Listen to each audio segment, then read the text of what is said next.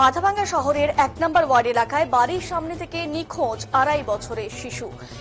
পরিবার সূত্রে জানা গেছে, সকালে বাড়ির পাশেই খেলা করছিল। আচমকাই শিশুকে বাড়ির পাশে দেখতে না পেয়ে খোঁজাখুঁজি শুরু করেন পরিবারের সদস্যরা।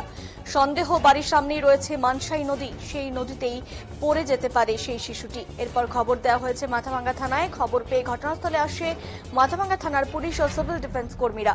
মানসাই নদীতে নিখোঁজ শিশুর খোঁজে তল্লাশি চালাচ্ছে সিভিল ডিফেন্স কর্মীরা। তবে দুপুর পর্যন্ত খোঁজ মেলেনি। কান্নায় ভেঙে পড়েছেন পরিবারের সদস্যরা।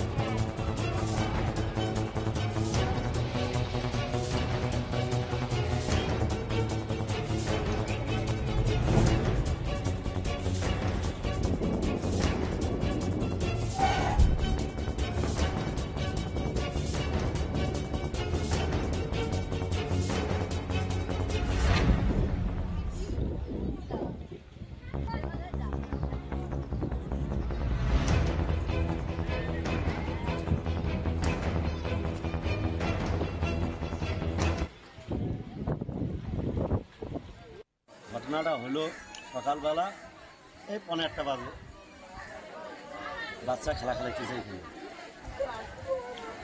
তা আমি বাজার গেলাম, চুমো খেলাম, বাচ্চা খেলা বাজার গেলাম, বাজারে দোকান লাগাইলাম। হট করে আমার ছেলে গেল আমার কাছে, সুভদ্রাকে নিয়ে আসছি না, তো বাইক নিয়েছিলাম আমি। তারপরে বাড়ির সামনে এসে দেখি পুরো কান্না গাড়ি, পুরো খুঁজাখুঁজি করলাম, কোথাও পাইলাম না। কেউ বললো নদীতে গেছে, নদীতে পুরো খুঁজাখুঁজি করলাম, এই পর্যন্ত এখন পাইলাম না। ছোট বাচ্চা, এখন কি আমার সন্দেহ করবো? আড়াই বছর বয়স বাচ্চা, রাস্তার পাশে হইতেও পারে। কি নাম ছিল? সুভদ্রা দাস। বাবার নাম হলো নেপাল দাস, আর আমার নাম হলো গোপাল দাস।